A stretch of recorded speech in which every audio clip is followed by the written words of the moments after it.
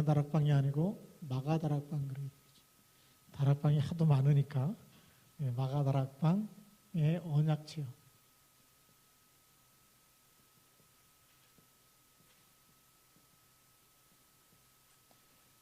성경 말씀은 우리가 읽었듯이 사도행전 2장 1절부터 4절까지 말씀. 왜 마가다락방 언약 체험이 중요하냐? 마가다락방에서 언약을 체험했다는 것은 예수님이 말씀하신 언약을 붙잡고 응답을 받기 시작했다는 거예요. 말씀이 성취되기 시작했다는 거죠. 오늘도 우리가 주는 그리스도 아는데 내가 체험하지 못하면 마가다락방이 아니에요. 그렇잖아요. 나는 시달리고 있는데 그리스도가 나에게 답이 안 된다. 그럼 나가서 증인으로 쓰임받을 수 없잖아요. 내게 어떤 문제가 있어도 그리스도 붙잡았는데 하나님이 나에게 증거 주실 때 체험이 되는 거죠. 그리스도 이름 불렀는데 그리스도가 체험되어져야 그게 진짜 응답인 줄 믿습니다. 오늘 이거 끝나 이 말씀을 알아들으면 사실 다 알아들은 겁니다. 사실 집에 가셔도 되는데 오늘 예배니까 우리 하나씩 좀 풀면서 얘기하겠습니다. 자, 마가다락방의 사람들이 어떤 사람들이냐?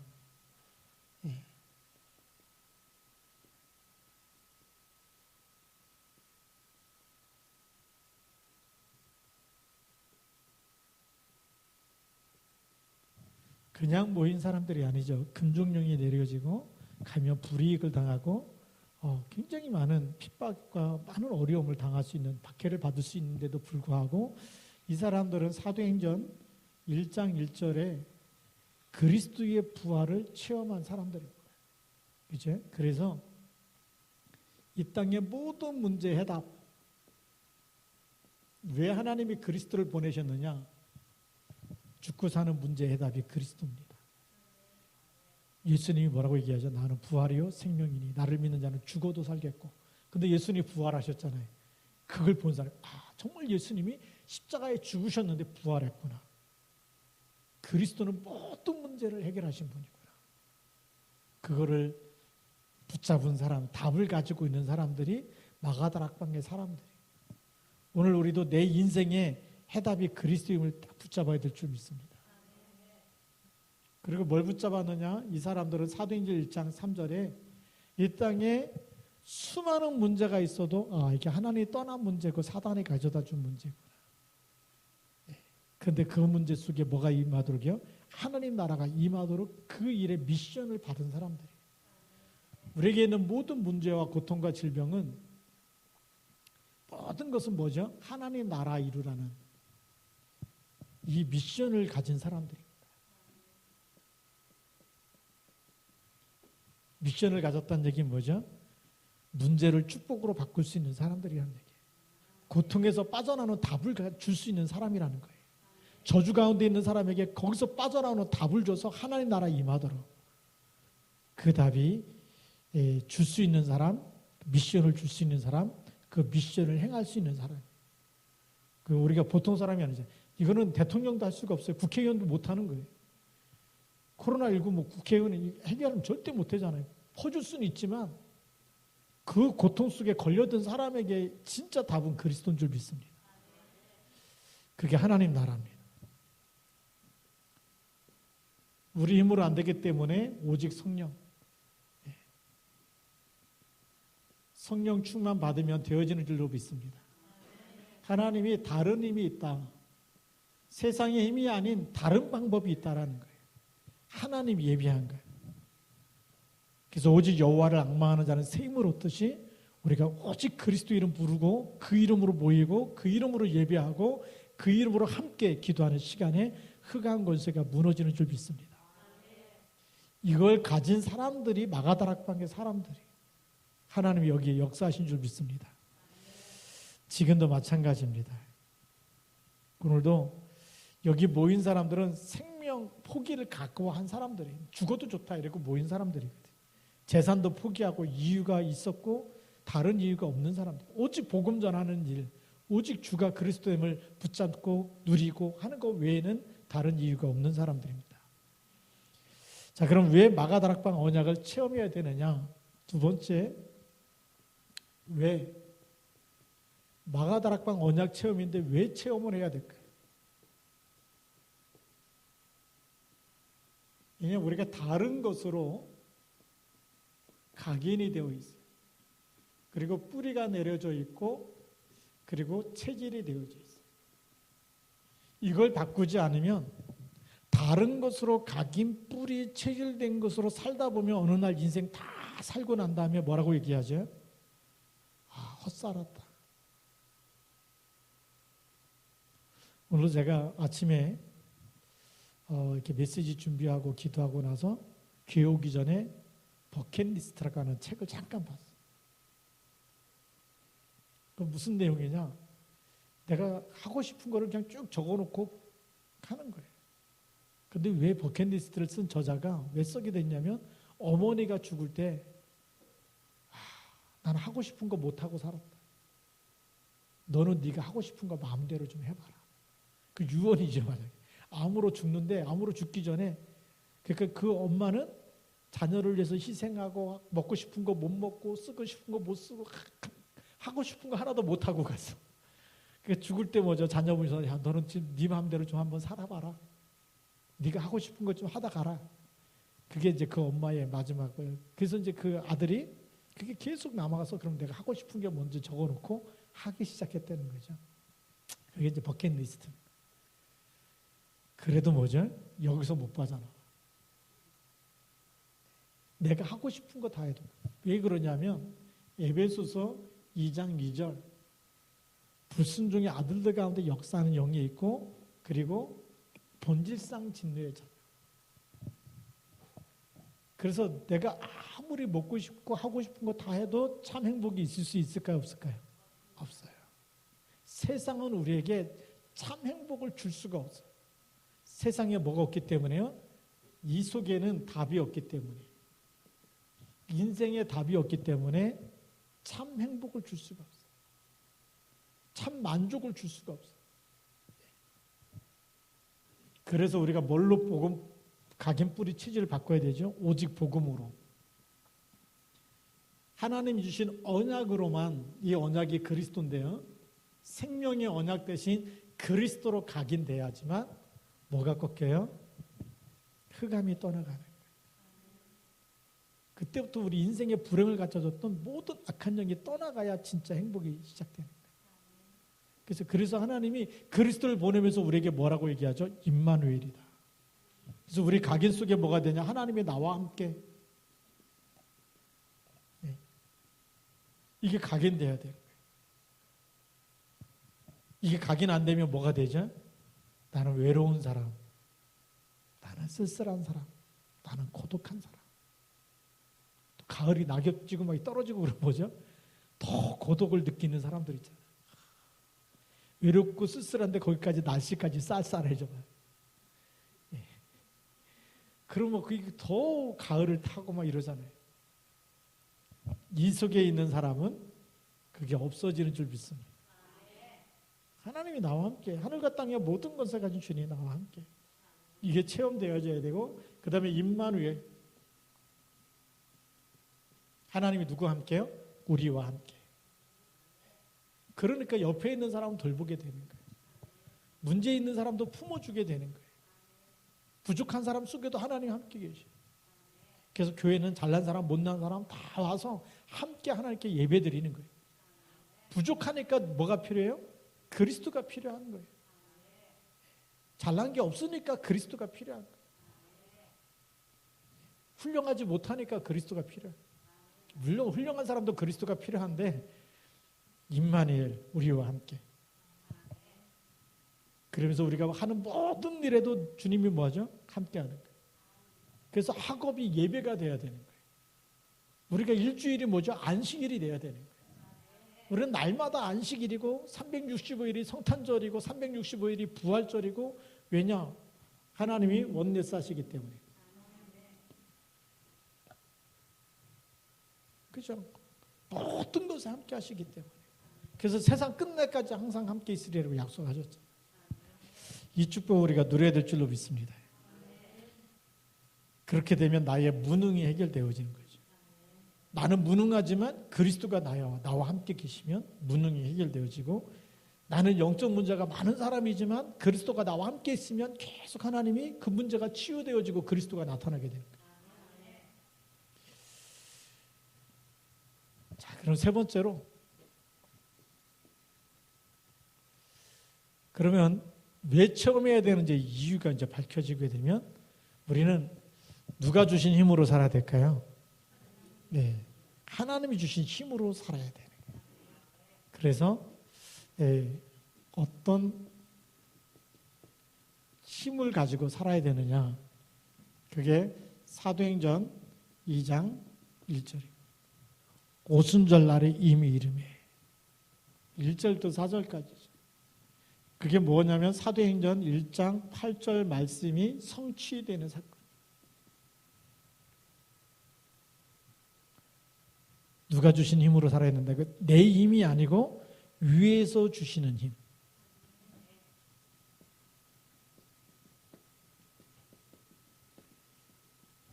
이 힘이 있으면 문제가 와도 평안해지고 여유가 생기고 조급함이 없어지는 거죠. 조급하다는 거 뭐죠? 전부 다 내 생각대로 막 해야 되는데 안 될 때 막 조급해지는데 그게 내려놔지.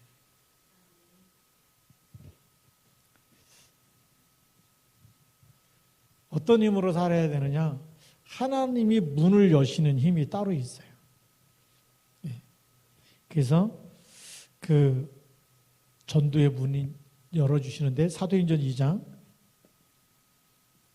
9절부터 11절. 이 응답으로 살아야 돼. 내가 하는 전도가 아니고 보니까 전부 다 뭐가 있죠? 15개의 나라 사람들이 15나라의 그 국가의 산업인들이 와 있어요. 그 사람들이 전부 다 복음, 자기네 나라 말로 복음을 듣게 되는 거예요. 오늘 우리가 이런 응답을 누리게 될 줄로 믿습니다. 하나님이 하시는 이런 비밀들이 있습니다. 세 번째로는 어떤 힘으로 살아야 되느냐? 14절부터 21절에 말씀이 성취되어지는.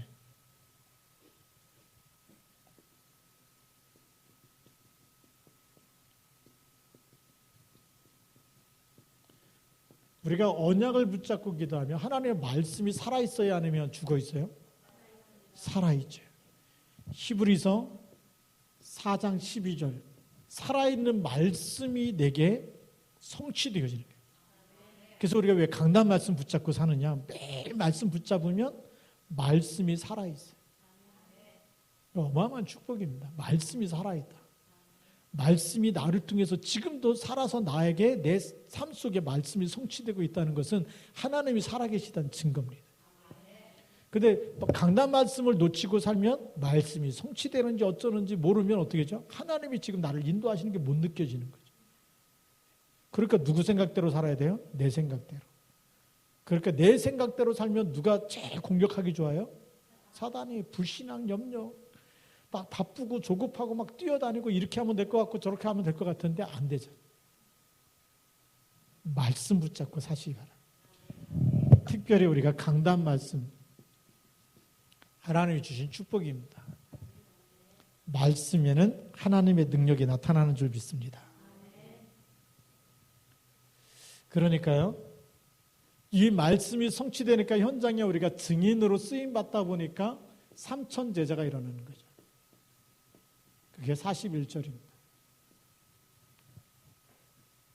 우리가 사람을 만날 때마다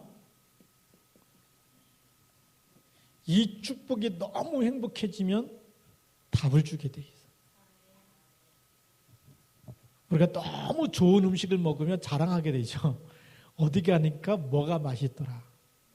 그리고 그거 들으면 뭐죠? 들은 사람은 거기 반드시 가고 싶겠죠. 어디 갔더니 경치가 너무 좋더라. 그러면 어떻게 되죠? 거기 가갖고 또 가보고 싶겠죠. 그게 증인이에요. 우리가 말씀에서 치유되어지고 응답이 되어지면 만나는 사람한테 자랑하는 게 뭔 자랑이에요? 그리스도 자랑하는 거예요. 말씀 성취된 거 자랑하는 거예요. 하나님 이렇게 15개 나라 문 열린 거 자랑하는 거예요. 그러니까 이 3천의 제자가 일어났다는 얘기는 이 사람들에게 답을 주고 그 사람들이 또 다른 사람들에게 말할 수 있도록 증인으로 세웠다는 얘기죠. 그럼 이 사람들도 3천 명이 뭐죠? 말씀 붙잡고 기도하는 체질로 바꿔줬다는 거예요. 응답받도록. 주는 그리스도 또 고백하면서 정말 내 문제가 치유되어지고 흑암이 떠나가고 이런 응답들이 일어나는 줄 믿습니다. 그러니까 42절부터 47절까지 현장이 변화되는 거죠.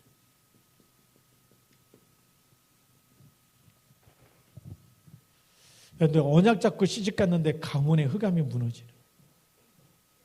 언약 잡고 직장 생활하고 사업 현장에 들어가고 한 지역에 있는데 그 현장이 계속 흑암이 무너지는 줄 믿습니다. 그러니까 교회라는 말이 무슨 말이냐면 구원받은 사람들이 모여인 거예요. 어두운 데서 불러내서 하나님 모이게 하셨다. 그게 에크란 말이 영어로 말하면 엑시트, 출했다는 거예요. 어디에서? 사단의 손에서, 사망에서, 죽음에서 빠져나온 사람, 구원받은 사람들의 모임이 교회예요. 그러니까 교회는 뭐냐? 증인들이 모인 거예요. 내가 그리스도로 말미암아 내가 하나님 자녀가 됐고 내가 이렇게 그리스도 몰랐을 때는 이렇게 불신앙 상태 12가지 문제 속에 있는데 하나님이 그리스도를 통해서 나를 건져냈다. 근데 그 사람들, 그리스도로 구원받은 사람들을 2-3사람만 모여도 나도 그들 중에 함께 있겠다 그랬어요. 그러니까 이 현장이 살아날 수밖에 없는 거예요. 모인 사람들이 기도하면서 현장에 또 들어갈 때 하나님이 보내시는 거거든요. 그래서 이 현장의 변화는 사실은 현장 선교사로 보내는 겁니다. 현장 선교사로 하나님이 보내시는 거예요. 그 가정에, 그 직장에, 그 지역에. 그러니까 하나님의 역사가 계속 일어날 수밖에 없는 줄 믿습니다. 자, 그러면 우리가 어떻게 체험해야 되는가? 네 번째로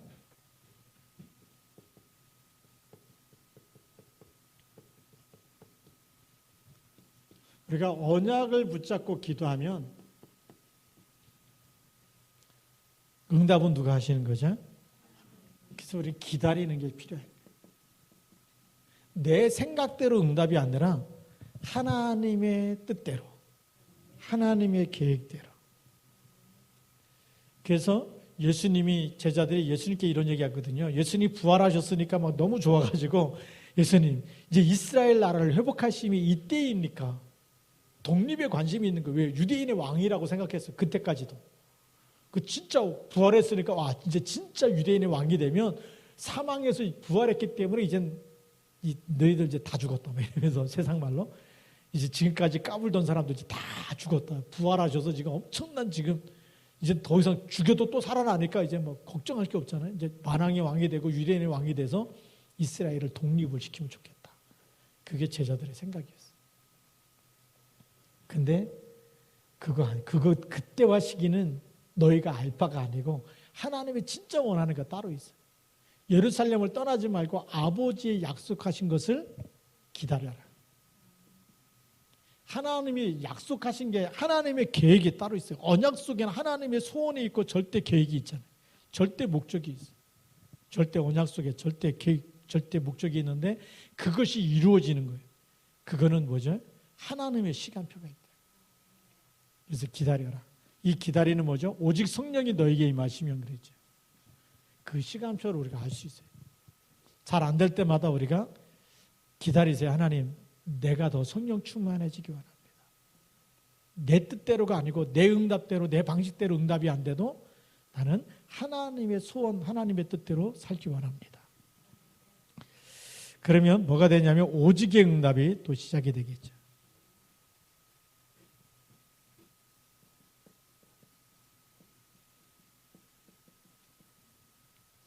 그 오직의 응답은 뭐냐면 하나님이 역사하는 시간이에요. 그래서 이걸 우리는 그 보통 25라고 얘기하는데 25라는 시간은 실제적으로 있어요? 없어요? 없어요. 우리가 쓰는 시간은 몇 시까지 있죠?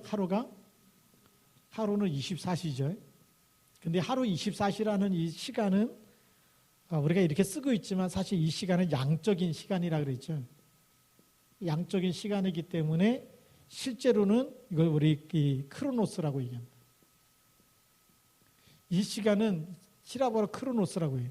그런데 질적인 시간이 있어요. 질적 시간은 있는데 그거는 뭐냐면 네가 철이 들면, 근데 철이 언제 들어요?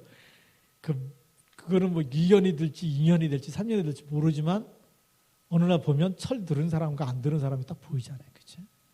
하나님도 마찬가지예요. 언약을 붙잡고 기도하다 보면 하나님의 때가 되면 그 때가 뭐냐? 나 여호와가 때가 되면 그 하나님이 때가 되면 그 때를 우리 양적으로 계산할 수가 없어요. 예수님이 또 이렇게 말씀해요. 한 세대가 지나가기 전에 내가 반드시 다시 오겠다. 그 한 세대가 양적인 시간이 아니에요. 그러니까 뭐 예수님이 몇 년, 몇 월, 며칠 온다. 이게 다 틀린 말이거든요. 그날에는 천사들도 모르고 하나님만 아신다. 그 시간이 무슨 시간이냐? 이걸 우리 카이로스라 그러는데 우리 성경에는 때가 되면 이 때예요. 근데 양으로 계산할 수 없는 때라고요. 그런데 말씀 붙잡고 기도하면 하나님이 역사하는 시간이 바로 25라는 거예요. 그때라는 거예요. 이 시간을 얘기해야 돼요. 근데 이 응답은 올까요? 안 올까요? 반드시 있어요. 성경에 보니까 나 여호와가 때가 되면 작은 자가 천을 이루고 약한 자가 강국을 이룰 것이다. 하나님 때가 되면 하나님이 하신다는 거예요. 우리가 언약을 붙잡고 계속 기다리고 있으면 하나님이 나를 증인으로 쓰시는 시간표가 와요. 내가 2020년까지 훈련 다 받고 2021년부터 내가 뛰어다니면서 막 쓰임 받아야지. 내 생각대로 되는 게 아니에요. 하나님의 시간표가 있어요. 초대교인들이 뭐죠? 예루살렘을 떠나지 말라. 안 떠나고 계속 기도하고 있으니까 이 응답이 오기 시작한 거예요. 이것이 사도행전 2장 응답이에요. 오직의 응답이다. 하나님의 말씀은 반드시 성취되는 줄 믿습니다. 그러니까 오직의 도전이 되는 거죠. 세 번째, 응답이 오니까 이 도전은 뭐냐? 오직 성령이 너에게 임하시면 권능을 받는다 그랬죠. 그게 하나님의 시간표, 하나님의 능력이 임하니까 사도행전 2장 1절부터 13절에 진짜 응답이 왔어요. 그러니까 그때부터 현장에 만나는 모든 사람에게 답을 주기 시작하는데 도전이 뭐냐? 하나님의 것을 전달하는 거예요. 우리 같이 일하다 보면 그리스도 모르는 사람, 또 하나님 못 만난 사람, 이런 사람들이 있어요. 하나님 만나도록 답을 주는 거 아니겠어요? 죄에서 빠져나오도록, 운명에서 빠져나오도록, 그게 도전이에요. 우리는 그리스도를 전달하는 게 도전입니다. 다른 거 주는 게 아니에요. 빵 하나 갖다 줬다. 그건 도전이 아니에요. 왜 지금 기독교가 이렇게 막 힘이 없느냐? 먹을 거 갖다 주는 거예요. 가난한 사람한테 뭐 갖다 주고. 제가 이렇게 집에서 걸어오다 보면 옆에 교회 하나 이렇게 옆으로 걸어오거든요.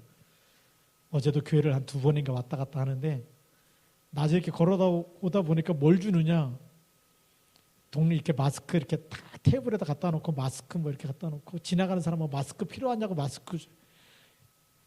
그건 오직의 도전이 아니에요. 그거는 그냥 사회적인 기업에서 얼마든지 할 수 있는 거예요. 교회는 뭐 해야 되냐? 그리스도로 답을 줘야 되는 줄 믿습니다. 그 마스크 나눠주는 거는 그건 나라에서도 할 수 있는 거잖아요. 그죠? 초창기 때 많이 나눠줬다고. 국가에서도 나눠주고, 봉사단체에서도 나눠주고. 교회까지 그거 해야 되느냐?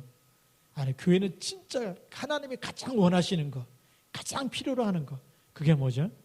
그리스도인 줄 믿습니다. 복음을 전해줘야 돼요. 그래서 이 오직의 도전을 한 사람들은 참전도 나에게 답이 되고 나에게 증거되고 나를 치유하신 그 그리스도, 나를 살리신 그 그리스도를 현장에 만나는 사람에게 전달해 주는 게 그게 오직의 도전이에요.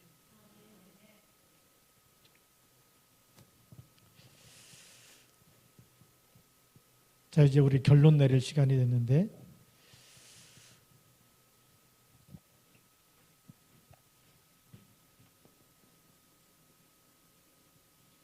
우리 생각이 너무 중요하죠. 사도 바울은 이걸 알고서 지극히 선한 것을 분별하라고 그렇게 얘기하고 있어요. 빌립보서 1장에 보면 9절부터 10절에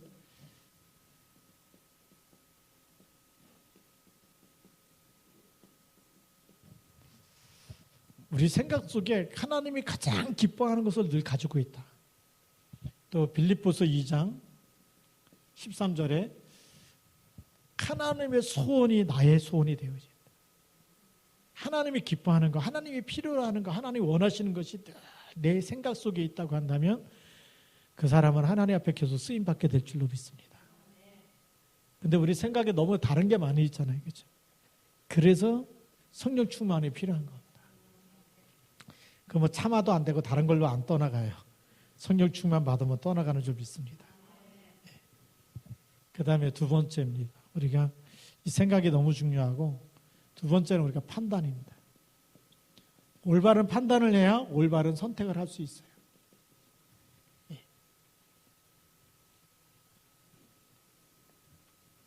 복음에 유익이 되는지 안 되는지, 그것이 복음 전하는 교회에 유익이 되는지 안 되는지,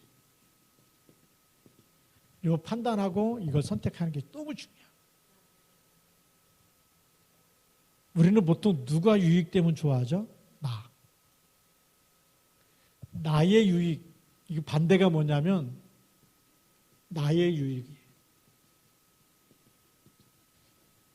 이게 사단이 가장 좋아하는 것이에요. 그런데 이게 복음과 전도와 선교의 유익이 되는 것을 선택하면 나는 망하는 것 같은데 하나님이 계속 우리의 배후에서 앞뒤로 천군 천사를 보내시면서 이끄시는 줄 믿습니다. 망한 것 같은데 시작이 되는 거예요. 이 축복 우리가 좀 받았으면 좋겠습니다. 자, 이제 마지막으로 실제로 우리가 붙잡아야 될 게 뭐냐? 그게 3오늘입니다. 오늘의 말씀 속에, 기도 속에, 전도 속에 있습니다. 그러면 마가다락방을 계속 체험하게 될 줄로 믿습니다. 기도하겠습니다. 하나님 아버지 감사합니다. 일꾼이여 그리스도 일꾼이여 하나님의 쓰시는 일꾼으로 세워지게 하셔서 저희들의 삶을 통해서 하나님의 최고의 영광을 받아 주옵시고 또 현장에도 계속 하나님의 나라가 임하게 하여 주옵시고 전도의 문이 열리게 하시며 제자들이 세워지도록 축복하여 주옵소서. 이 일에 그리스도의 날까지 쓰임받도록 저희들을 붙잡고 하나님 인도하여 주옵소서. 주 예수 그리스도의 이름으로 감사하며 기도드립니다. 아멘. 찬송가 400